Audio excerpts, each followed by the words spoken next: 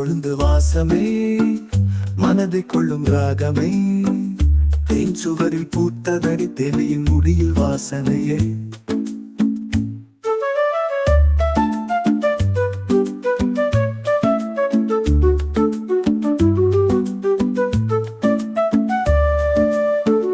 தளிரிலே துளிர் நறுமணம்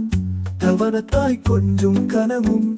ஆனந்த மழையில் பரிமளமாய் ஆராதனைக்கே அர்ப்பணமாய் காவிய பூவை சூடி வரும் கண்ணிய தேவதை போலவே